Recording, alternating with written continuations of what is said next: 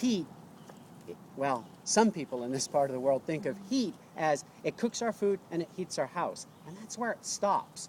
And that's because they're not making the things that they need to live with. And if they did, they would realize that heat is used to process everything.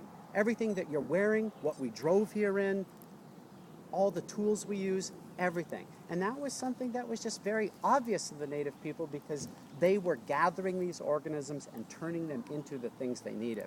So I love showing how one of the methods that Aboriginal people made fire.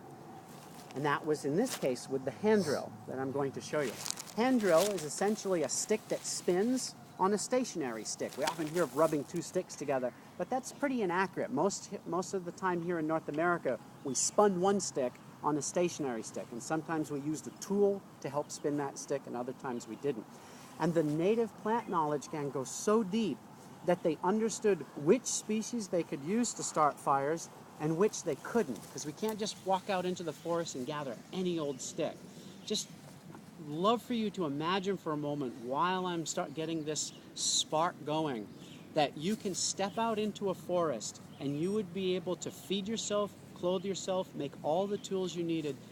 Absolutely everything that you needed to do, you could do because you understood how all of these things can enrich your life.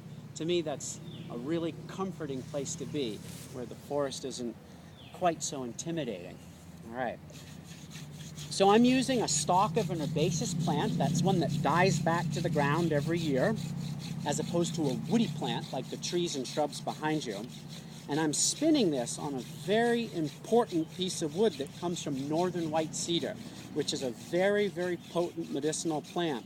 Anyone who's concerned about swine flu never needs to worry about that again if you have an understanding of how northern white cedar can be used.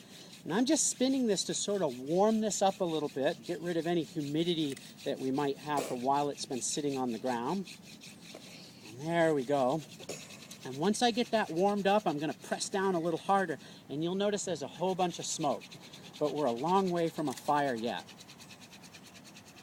What I'm doing is I'm abrading off this burning sawdust, if you will, this char.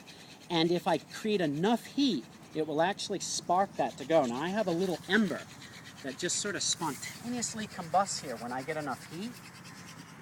And if you take a look, you'll notice that the smoke is continuing to billow from out of this little black bit of powder right here. So that's a good thing. Oops. I'll just pick that out of my notch here so I can get that coal.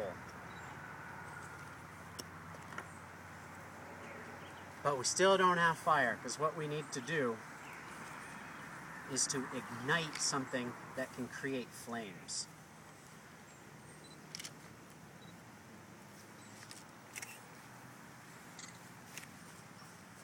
And that's what the cedar bark is, something very fibrous.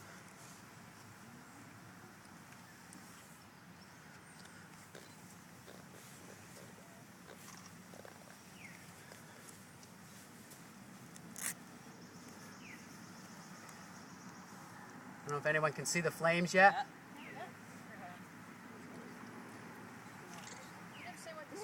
And that is my match right there, folks. That's what I start my fires with. That's an herbaceous plant that's called horseweed.